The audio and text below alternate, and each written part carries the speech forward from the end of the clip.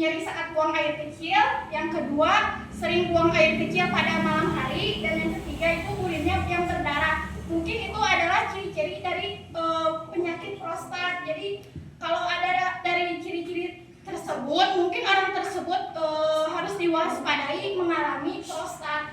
Mungkin yang saya dapatkan tadi cuma segini, mungkin nanti lebih lanjutnya sama Mas Terganji dijelaskan, karena saya kurang paham soalnya ini menyangkut lebih kepada prostat itu apakah hanya di laki-laki saja? ya, prostat yang tadi saya baca di buku dan di situs Google dan lain sebagainya, prostat itu hanya terjadi di laki-laki.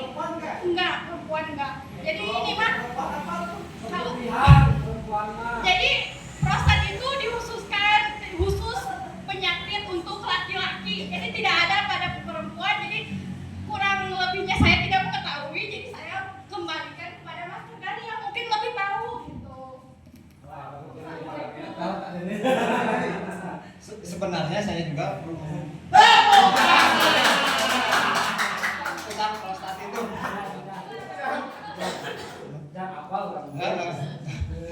Penanganannya ya, kalau penanganannya sepintas kemarin waktu di Sumedang ya, pembelajaran kemarin, tapi nggak semuanya paham sih gitu.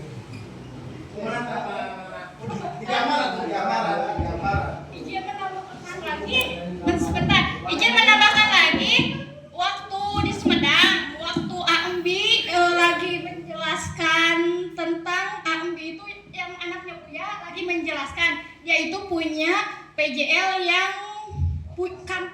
kanker serviks yang udah stadium akhir. Terus AMBI nanya ke Buya, cara penanganan untuk penyakit yang berbahaya itu seperti apa? Jadi kata Buya, bagaimanapun penyakit, bagaimanapun keluhan yang ada di dalam PJL, cara mengatasinya itu dengan JM Marwah. Jadi sebahaya apapun penyakit itu, seberat apapun keluhan yang ada di dalam pasien, kita gunakan JM Marwah dengan 3 kali potokan circle kiap, dengan 3 kali pengulangan terapi. Insya Allah semua penyakit yang berat, semua keluhan yang berat insya Allah akan sembuh dengan ridho Allah juga pastinya. Tapi syaratnya dengan JM Marwah gitu. Kita lanjut ke JM Marwah yang kemarin sudah kita pelajari juga. Penanganan khususnya untuk prostat. Apa aja titik-titiknya gitu yang benar-benar khusus? Kalau untuk prostat kan prostat itu dikandung kemih. Prostat itu terjadinya karena si kandung kemihnya itu menebal. Jadi kita perbanyak pengobatan di area kandung kemihnya. Total circle kiap di area kandung kemihnya. Iya. Ya. Kandung kemih itu bukan langsung ke organnya, kan di tangan, di kaki juga ada. Iya, di titik kandung kemihnya kita kandung kemihnya apa titik kandung kemihnya? titik kandung kemihnya. Kan karena prostat itu terjadi karena otot kandung kemihnya menebal. Jadi kita lakukan penotokan di titik kandung kemih, otot circle kiap secara terus menerus sambil melakukan JM Marwah. Dan herbal untuk kandung kemih itu GMS2 dan Hexa, dan bisa juga dikombinasikan dengan pendan GM. Kalau buat Prostatnya itu GMS2. Jadi GMS itu untuk pelebur, penghancur yang ada di dalam prostat. Kayak batu ginjal. Jadi kan ya harus pakai apotek sama ABC. kalau mau boleh, bisa ditambahkan lebih. Pasien itu pengennya itu lebih ke spesifik. Jadi si pasien itu kan pengen nanya ke si PJL, ke si terapis obat yang lebih baik buat ini yang dikhususkan untuk si prostat apa. Jadi kalau kita bilang kalau dikhususkan itu pasti YMS2 dan Hexa. Tapi kalau misalnya PJL-nya mungkin ada rezeki lebih, kita bisa ditambahkan dengan A powder, B powder, dan C powder. yang decoder balancing, yang cepoder cleansing. Jadi bisa dikombinasikan kalau pengen lebih cepatnya. Tapi kalau pengen spesifik itu JMS Bu, karena JMS itu terdapat pelebur untuk penghancur di dalam prostatnya. Dan juga bisa ditempelkan dengan pendan pendan. Kalau mau tidur bisa ditempelkan di titik kandung kemihnya, ditempel sebelum tidur pakai solatif. Jadi kalau mau tidur tempelin gitu. Ya, terus. Nih. Iya. Sekarang lanjut Pak Deden untuk menerangkan. Iya, ini ada gambar ya. Ini yang normal. Kenapa yang normal? Ini karena pas ininya kecil, nggak membengkak, nggak menebal. Testis tadi ya. Apa testis itu apa? Iya, saluran ya. Ini yang membengkaknya kanan, iya. Ototnya menebal. Nah itu karena kita harus banyak minum heksa ya sama JMS itu dikarenakan pelebur. Jadi pembengkakan itu dikarenakan tadi tidak banyak minum karena kekurangan cairan gitu. Terus yang harus kita terus menerus dengan totok cycle kilat itu harus, itu mah pasti, itu mah apapun keluhannya pasti totok cycle kiat ujung tengah ujung itu pasti, karena di JM Marwah ini sesuai dengan ilmu dan arahan guru juga, dan banyak yang harus di penotokan yaitu di kaki apa itu jens Dijong sama dak ya, itu yang lebih dominannya. Mau tambah?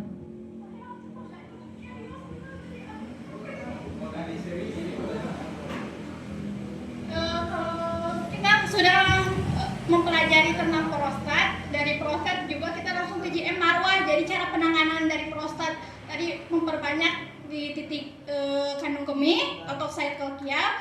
Habis itu kita lanjutkan ke JM Marwah. Seperti biasa dari JM Marwah yang pertama kita cek kerja otak yang di sebelah sini. Udah pada paham kan ibu-ibu? Semua bapak-bapak cek fungsi otaknya itu. Jadi mana yang sedang berfungsinya? Yang misalnya yang sebelah kanan berarti nanti kita penotokannya di sebelah kanan, atau yang sebelah kiri berarti kita penotokannya di sebelah kiri. Setelah cek fungsi otak, kita langsung lakukan raksa jiwa. Setelah melakukan raksa jiwa JM kaki, yang semua yang sudah kemarin kita pelajari masih ingat? Masih ingat? Atau harus diulang? Mas terjadi ulang JM kaki. Sebetulnya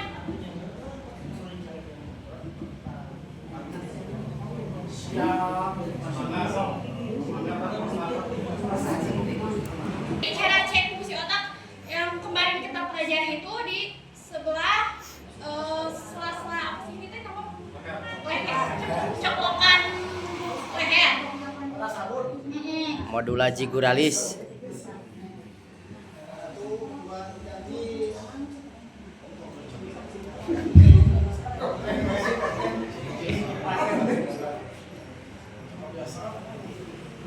Oke, Mas Tergani sebelah mana keluarnya? Sebelah kanan. Jadi sebelah kanannya itu yang lebih dominan sakitnya. Jadi kita langsung perbaiki di sebelah kanan. Sebelah kanan itu pikiran atau apa? Visi. Ke pola pikir. Yang kanan itu pola fisik ke visi. Oh, berarti pikirannya yang kawin. Tapi rasa jiwa juga kita setelah cek fungsi otak kita langsung ke rasa jiwa. Jadi kita harus mengetahui si pasien itu kejiwaannya itu sedang apa yang sedang dirasanya, sedihkah, takutkah, marahkah, kecewa atau tidak percaya diri. Apa yang sedang dirasanya? merasakan sedih. Oh, sedang merasakan sedih. Sedih Sedih yang berkepanjangan. Marah berlebih. Oh. Emosi ada. Jadi apa? Sedih. Rasanya lagi sedih.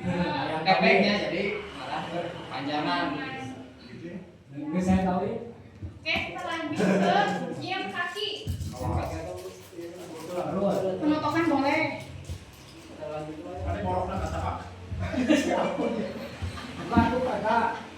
Kita langsung lanjut ke JM bahwa bicara fungsi pencernaan, titik pencernaannya. Di tengah perut itu ada 3 bagian, lambung atas, lambung tengah, sama lambung bawah. Lambung atas itu bisa dikombinasikan dengan titik na dan titik di sini. Nah,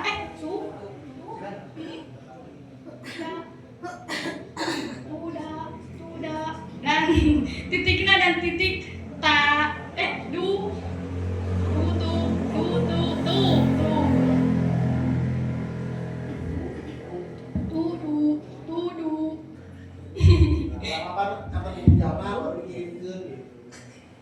titik lambung bagian bawah dikombinasikan dengan titik na dan titik PC3.